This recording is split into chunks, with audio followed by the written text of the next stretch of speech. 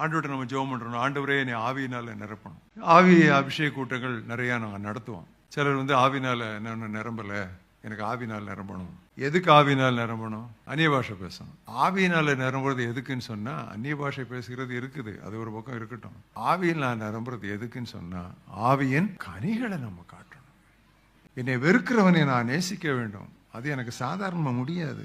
எனக்கு விரோதமாக பேசிட்டான் ஒருத்தன் சொன்னா, நான் சும்மா விட மாட்டேங்கிறதா என்னுடைய நேச்சர். பேசினா பேசிட்டு போறான். தாவீதை போன்ற ஒரு குணாதிசயம். இப்படி திட்டுறானே, இப்படி சபிக்கிறானே, ஒரு வார்த்தை சொல்லுங்க, தலையை கொண்டு வந்துடுறோம்.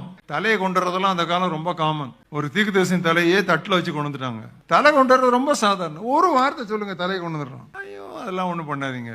ஒருவேளை ஆண்டவர் அவனை வச்சு என்னை தூஷிக்கிறதுக்கு அப்படியே அனுபவிச்சிருப்பாரு. அதுவும் எனக்கு என்னை சுத்திகரிப்பதற்கு ஒரு வழியா தான் இருக்கும். இதான் ஆண்டவருக்கு ஏற்ற ஒரு இருதயம். அதை அப்படியே அக்செப்ட் பண்ணிக்கிட்டான். நம்ம அப்படி விடுவோமா? அதை நான் கிளாரிஃபை பண்ணி தான் ஆகணும் பிரதர். அதை நான் விட மாட்டேன் பிரதர். நேரில் பார்க்காட்டாலும் கையில செல்போன், ஸ்மார்ட் போன், எல்லா போன் இருக்குது, ஒரு அடி ஒரு வழி ஆக்கிரும். வேண்டாம். அது ஸ்மார்ட்னஸ் கிடையாது, அது வீக்னஸ்.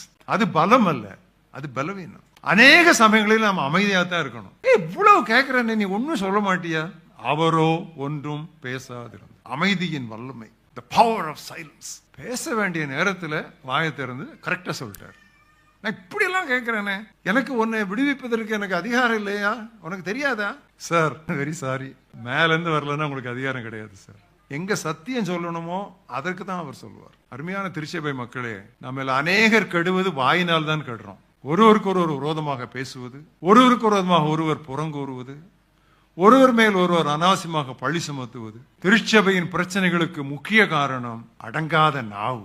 இந்த நாவை அடக்கக்கூடிய ஒரே ஒரு வல்லமை ஆவியின் வல்லமை. ஏனென்றால் ஆவியானவர் நாவை தொடுகிறார், நாவை சுடுகிறார். நாவின் மீது அவர் தன்னுடைய பரலோகத்திலிருந்து அங்கே உள்ள பலிபீடத்திலிருந்து எடுக்கப்பட்ட அந்த கங்கு தழலை ஒரு குரட்டால் எடுத்து நம்முடைய நாவை தொடுகிறார். இதான் ஆவியின் அபிஷேகம். நாம் இன்னைக்கு ஆவியின் அபிஷேகம் என்று சொன்ன உடனே நம்முடைய மனப்பான்மையே வேறு விதமாக இருக்கிறது. யோவான் ஸ்நானகன் தான் ஆவியின் ஞான ஸ்நானத்தை குறித்து, ஆவியின் அபிஷேகத்தை குறித்து முதலாவது பேசினவர். என்ன சொன்னான்? எனக்கு பின் வருகிறவர் பரிசுத்த ஆவியினால் உங்களுக்கு ஞான ஸ்நானம் கொடுப்பார் என்று சொல்லிவிட்டு உடனே என்ன சொன்னான்? தூற்றுக்கூடை அவர் கையில் இருக்கிறது. தூற்றுக்கூடை என்றால் என்ன? இந்த சொலகு தானே சொல்லுவீங்க, சொலகு. அது பல விதமா சொல்லுவான் சொலகு. அது எப்படின்னு சொன்னா, அப்படியே அதை இது பண்ணா அதுல அந்த பதர்லாம் போயிடும். அவர் தம்முடைய களத்தை நன்றாய் விளக்கி கோதுமையை களஞ்சியத்திலே சேர்ப்பார், பதரையோ அவியாத அக்னியினால் சுட்டரிப்பார். ஸோ முதலாவது அவன் பரிசுத்த ஆவியானவரை இந்த தேவையற்றதை சுட்டரிக்கிறவராகத்தான் அவன் அறிமுகப்படுத்தினான். பிறகுதான் பின்னால இயேசு கிறிஸ்து சொல்லும் பொழுது, பரிசுத்த ஆவி வரும்பொழுது நீங்கள் வல்லமை என்று சொன்னார். ஃபர்ஸ்ட் பியூரிட்டி, தென் பவர். நல்லா கவனிச்சுக்கோங்க. பரிசுத்த ஆவியானவர், பரிசுத்த என்பது பரிசுத்தத்திற்குரியது, ஆவியானவர் என்பது அந்த வல்லமையை குறிப்பது. Holy character, spirit, power. நம்ம இந்த ரெண்டாவது பிடிச்சுக்கிட்டோம், முதல்ல விட்டுட்டோம். பரிசுத்த ஆவியை பெற்றதற்கு அடையாளம் ஆவியின் கனி. தவறாக புரிந்து கொள்ளாதிருங்கள். 1962 ஆண்டு முதல் நான் அந்நிய பாஷையிலே தினமும் பேசுகிறவன். அதற்கு விரோதமாக நான் பேசவில்லை, அதை மட்டப்படுத்தி பேசவில்லை. ஆனால் ஒவ்வொரு மரமும் வரத்தினால் அல்ல, அதன் கனியினால் அறியப்படும். இது நாம் தொன்று தொட்டு சொல்லுகிற வார்த்தை. திரும்பவும் திருச்சபைக்கு இது சொல்லப்பட வேண்டும். Every tree shall be known by its fruit. Sharjah Assemblies of God Tamil சர்ச்சை குறித்து எல்லா இடங்களிலும் பேசப்பட வேண்டியது. அவர்கள் கனிகளிலே நிறைந்திருக்கிறார். ஒரு சோதனை வருகிறது, இதை செய்யலாமா என்கிற ஒரு ஆசை வருகிறது.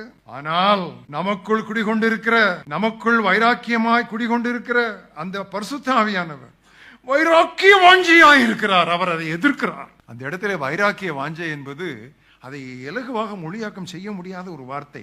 ஜலசி என்கிற வார்த்தை வைராக்கிய வாஞ்சை என்று அங்கே மொழியாக்கம் செய்யப்பட்டிருக்கிறது.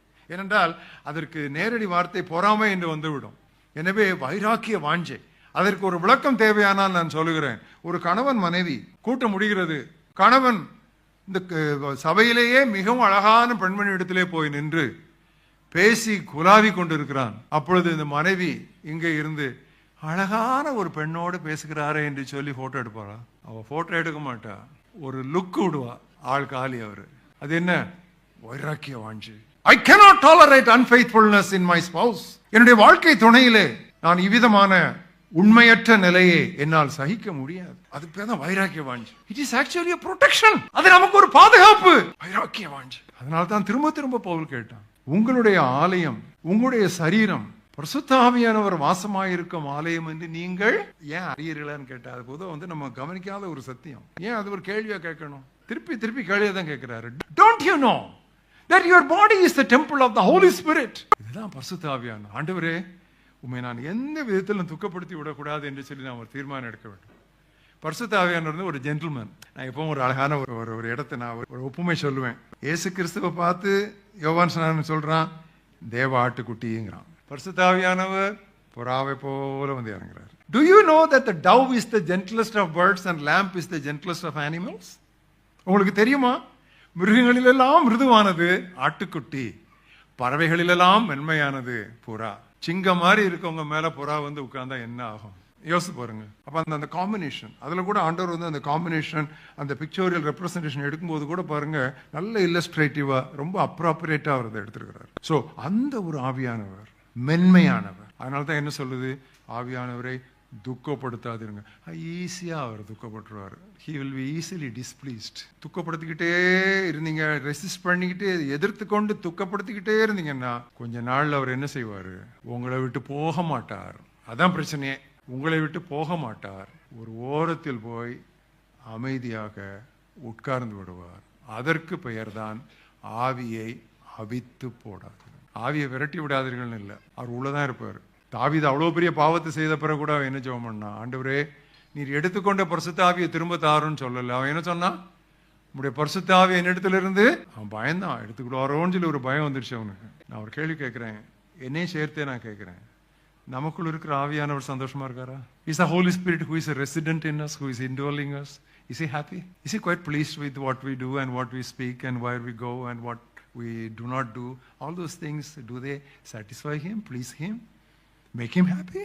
இந்த காரியங்கள் எல்லாம் அவரை சந்தோஷப்படுத்துகிறதா?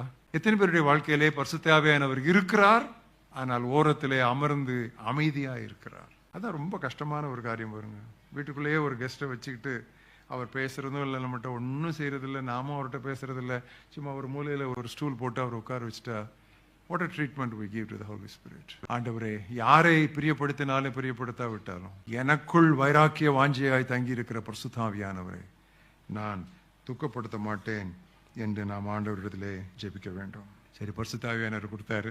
பரிசுத்த ஆவியானவர் வந்த பிறகு அடுத்தாப்புல என்ன, இயேசு கிறிஸ்து பரிசுத்த ஆவியானவர் பற்றி சொல்லும்போது என்ன சொன்னார், அவர் வரும் பொழுது எல்லாவற்றையும் உங்களுக்கு போதிப்பார், அவர் சத்தியத்திற்குள்ளே உங்களை எல்லா சத்தியத்திற்குள்ளே நடத்துவார். அதான் பரிசுத்த ஆவியானவர் வந்த பிறகுதான் இந்த நிருபங்கள்லாம் எழுதப்பட்டன. ஸோ ஹோலி ஸ்பிரிட் வந்த பிறகுதான் தீஸ் நிருபங்கள், இந்த காஸ்பல்ஸ் அதெல்லாம் எழுதப்பட்டன. ஸோ தெளிவாக எழுதுறதுக்கு ஆவியானவர் அவங்களுக்கு ஞானத்தை கொடுத்து போதித்து, ஆவியானவர் அவர்களை ஆட்கொண்டு அவர்களை எழுத வைத்தார்.